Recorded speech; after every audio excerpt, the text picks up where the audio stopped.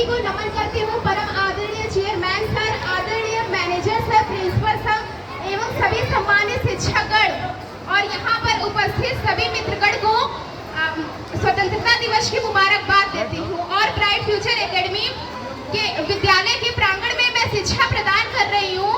इससे बड़ा सौभाग्य मेरे लिए हो ही नहीं सकता, जिसके मैनेजर मिस्टर वीरेंद्र नाथ पाठक एवं प्रिंसिपल मिस्टर विशाल पाठक हैं, जिन्हें बेहद दरियादिल इंसान के तौर पर देखा जाता है। पहली 6 पंक्तियां मेरा इम्तिहान, आपका इम्तिहान दोनों का है। मैं देखना चाहती हूँ कि आप लोग मुझे सुनने के लिए तैयार हैं या नहीं। सीधे सीधे मैं अपना परिचय देने जा रही हूँ। मेरा परिचय जान लें। हास्य की भाषा नहीं लिखी है, ना ही गजल सुनाती हूँ। हास्य की भाषा नहीं लिखी है, ना ही गजल सुनाती हूँ। अरे कविता लिखनी नहीं है आती, चीखे लिखते जाती हूँ। देश मेरा चल रहा है, आग लगी है सीने में, हुक्मरां का व्यक्त लिखे हैं खून गरीब का पीने में। तो राम मंदिर या बाबरी का पक्ष नहीं मैं लाई हूँ। घायल भारत चीख रहा है, चीखे सुनाने आई हूँ। और घायल भारत कब चीखता है? सबसे पहले यहाँ पर जितने लोग बैठे हैं उन सबका मैं सम्मान कर रही हूँ कि वीर रश की बातें मैं कह रही हूँ। उसके बावजूद इतने अदब के साथ आप लोग सुन रहे हैं, क्योंकि आईने के सामने बैठने की हिम्मत सिर्फ उन्हीं की होती है जिनके चेहरे पर कोई दाग नहीं होता है। तो किसी सफ़े पर किसी कलम से किसी ताज को नमन नहीं है। अरे रावण द्वारा चलता है तो रामराज को नमन नहीं है। मैं वो शायर हजरात नहीं हूँ जो फिरौन के आगे सर झुका दे, या जालिम बैठे सिंहासन पर तो जालिम को ही खुदा बता दे। अरे कभी खुदा रहेगा तब तक जब तक सूरज में आग रहेगी। वीरता बलियों के रंग न चढ़ेंगे, लेखनी पे दाग रहेगी। अरे वार से स्वीकार करेगी, वार से न बच लिखेगी, या तो मेरी सांस रुकेगी या कलम बस सच लिखेगी। मुझे क्यों इंकलाबी लहजे में शायरी करनी पड़ती है, जरा गौर फरमाइएगा जनाब। अरे जब मीठी बातें दरबारों के दर से वापस आई हैं, भूखी चीखी सांसदों के घर से वापस आई हैं। अरे जब झोपड़पट्टी से जरूरी राजमहल की घोड़ी है, मजबूरी में नन्ही बेटी कूड़ेदान में छोड़ी है। जब अदालतों के चक्कर लेते घिसती बूढ़ी लाठी है, दफ्तरों ने पेंशनों में हिस्सेदारी काटी है, तब जाकर के जबा को हजार बनाया है, शब्दों की चिंगारी ने अंगार बनाया है। मजदूरों के दामन का बिखरा टूटा ख्वाब लिखा है, बागी कलम की नोक पर हमने इनकलाब लिखा है, बागी कलम की नोक पर हमने इनकलाब लिखा है। तो युवा पीढ़ी की तरफ से अपनी अग्रज पीढ़ी को मैं यकीन दिलाना चाहती हूँ कि सच्चाई की आवाज है, ये बंद न हो पाएगी। तिमिर की घोषणा बुलंद न हो पाएगी। वाणी का जयघोष कभी हथियार नहीं डालता, कातिलों की झोली में ये प्यार नहीं डालता। भारत की आंध्र रहे शीश भी कटाएंगे, सरहद से आवाज आए खून भी बहाएंगे। अरे लहू की रवानी में उफान होना चाहिए, अंबर से भी ऊंचा हिंदुस्तान होना चाहिए। रक्त रखते थे धरती पर अरियों की ललकार से, जय हिंद का नारा सदा लिखा था जेलों की दीवार पर।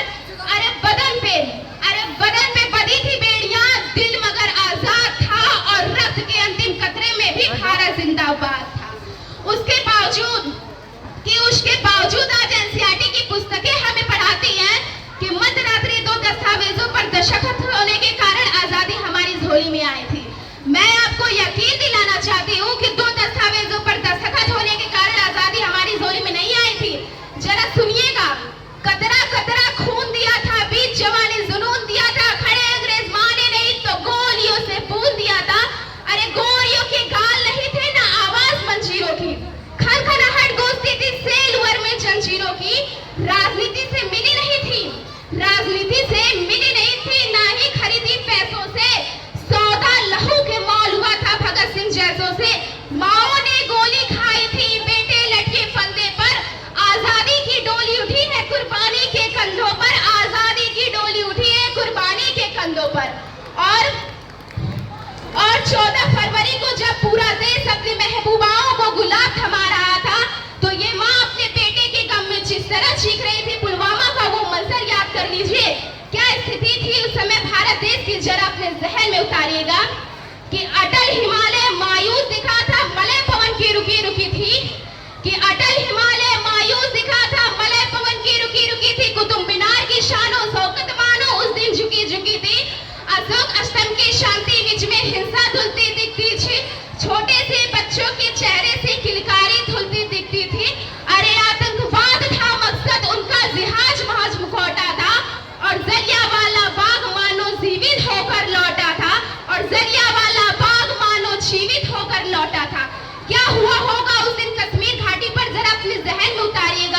कि 44 जवान नहीं गए थे। सिंदूर मांग कर चला था, चली थी राखी, माँ की ममता जल रही थी, कोई पिता का सहारा था तो वृद्ध क्षमता जल रही थी। आईना तब देख रहा था पंचशील अभियान हमारा, आईना तब देख रहा था पंचशील अभियान हमारा। एक धमाका जला गया सब ऊंचा स्वाभिमान हमारा। अटल जले, कलाम जले, माँ भारती का मान जला था, पुलवामा माटी पर उस दिन पूरा हिंदुस्तान जला था। आक्रोशित थी मैं उस दिन और मैं आपको बताना चाहती हूँ कि पीठ पर अगर वार न होता सिंधु की संतान पर, कि पीठ पर अगर वार न होता सिंधु की संतान पर, 44 अकेले भारी पड़ते पूरे पाकिस्तान पर। अंतिम 2 पंक्तियां पढ़ रही हूँ, इसके बाद मैं आपसे विदा लेना चाहूंगी। सिंहासन को भा नहीं सकती, चूल्हे का हथियार हूं मैं। सिंहासन को भा नहीं सकती, चूल्हे का हथियार हूं मैं। और सच कहना गद्दारी है तो हुजूर गद्दार हूं मैं। पर भारत माँ को दर्द हुआ तो चीखूंगी, चिल्लाऊंगी, गली गली में घूम घूम कर माँ की पीठ सुनाऊंगी। आजाद भगत अशफाक पटेल को राख कुरेत उठाऊंगी। रावण नहीं हम पलने देंगे, रावण नहीं हम पलने देंगे साधुओं के भेष में, और अफजल नहीं बना सकते अब्दुल कलाम के भेष में। फौलादे हिंदुस्तान है ये, फौलादे हिंदुस्तान है ये, दुर्योधन की जात नहीं। और इतिहास भगत सिंह की मिट्टी पर कोई खालिस्तान की मांग नहीं। इतिहास में जो हो चुके हैं, इतिहास में जो हो चुके हैं फिर वो बात नहीं होंगे। 16 बार मोहम्मद गोरी को हरगिज माफ नहीं होंगे।